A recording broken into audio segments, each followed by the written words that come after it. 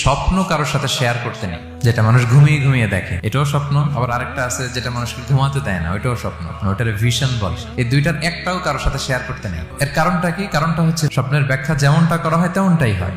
আপনি একটা স্বপ্ন দেখলেন, একজনকে একটা বললেন, সে হুট করে একটা ব্যাখ্যা দিয়ে দিল, ওইটাই হয়ে যাবে। এটা আপনার জন্য ভয়ঙ্কর হয়ে যেতে পারে। এক লোক এসে মুহাম্মদ ইবনে সিরিনকে বলল যে আমি দেখলাম আমার ছেলে পানি খেতে খেতে পেটটা এত বড় হয়ে গেছে।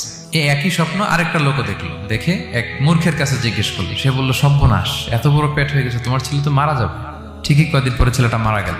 আর একই স্বপ্ন দেখে এই লোক মুহাম্মদ ইবনে সিরিনকে জিজ্ঞেস করেছিল, উনি বলেছেন যে তোমার ছেলে তো অনেক বড় আলেম হবে। ঠিক তাই হয়েছে, ওই ছেলে অনেক বড় আলেম হয়েছে। এই ভিশনও শেয়ার করা যাবে না কারোর সাথে। বিশাল বড় একটা কিছু প্রজেক্ট নিছেন, শুরু করার আগে আপনি বলে ফেলছেন, শেষ, আর এটা হবে না। দেখবেন যে এখান থেকে কনস্পিরেসি, ওইখান থেকে শত্রুতা, ওইদিকে এটা করছে ওইটা করছে, আপনি আর আগাতেই পারবেন না। সো স্পেশালি যদি কোনো ভালো স্বপ্ন দেখেন, এট দ্য সেম টাইম খারাপ স্বপ্ন যদি দেখেন, এটা আপনি শেয়ার করবেন না কারোর সাথে। কারণ স্বপ্ন এটা কেবলমাত্র মন মস্তিষ্ক প্রসূত কোনো বিষয় না। মুমিন জীবনে এটা অনেক অর্থবহ। মাঝে মাঝে স্বপ্নের মাধ্যমে আল্লাহ মানুষকে বার্তা দেয়, ইলহাম পাঠায় স্বপ্নের মধ্য দিয়ে।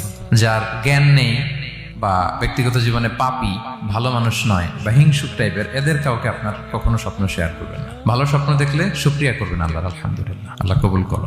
খারাপ স্বপ্ন দেখলে পানাহা চাবেন আল্লাহর কাছে। স্বপ্ন কারোর সাথে শেয়ার করতে নেই, যেটা মানুষ ঘুমিয়ে ঘুমিয়ে দেখে এটাও স্বপ্ন, আবার আরেকটা আছে যেটা মানুষকে ঘুমাতে দেয় না, ওইটাও স্বপ্ন, ওটার ভিশন বলে। এই দুইটার একটাও কারোর সাথে শেয়ার করতে নেই। এর কারণটা কি? কারণটা হচ্ছে স্বপ্নের ব্যাখ্যা যেমনটা করা হয় তেমনটাই হয়। আপনি একটা স্বপ্ন দেখলেন, একজনকে একটা বললেন, সে হুট করে একটা ব্যাখ্যা দিয়ে দিল, ওইটাই হয়ে যাবে। এটা আপনার জন্য ভয়ঙ্কর হয়ে যেতে পারে। এক লোক এসে মুহাম্মদ ইবনে সিরিনকে বলল যে আমি দেখলাম আমার ছেলে পানি খেতে খেতে পেটটা এত বড় হয়ে গেছে। এই একই স্বপ্ন আরেকটা লোকও দেখলো, দেখে এক মূর্খের কাছে জিজ্ঞেস করলো। সে বলল, সর্বনাশ, এত বড় পেট হয়ে গেছে, তোমার ছেলে তো মারা যাবে। ঠিকই কয়েকদিন পরে ছেলেটা মারা গেল।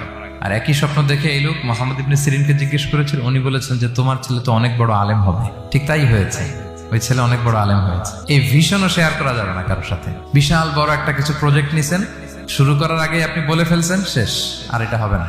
দেখবেন যে এখান থেকে কনস্পিরেসি, ওইখান থেকে শত্রুতা, ওইদিকে এটা করছে ওইটা করছে, আপনি আর আগাতেই পারবেন না। সো স্পেশালি যদি কোনো ভালো স্বপ্ন দেখেন, এট দ্য সেম টাইম খারাপ স্বপ্ন যদি দেখেন, এটা আপনি শেয়ার করবেন না কারোর সাথে। কারণ স্বপ্ন এটা কেবলমাত্র মন মস্তিষ্ক প্রসূত কোনো বিষয় না। মুমিন জীবনে এটা অনেক অর্থবহ। মাঝে মাঝে স্বপ্নের মাধ্যমে আল্লাহ মানুষকে বার্তা দেয়, ইলহাম পাঠায় স্বপ্নের মধ্য দিয়ে।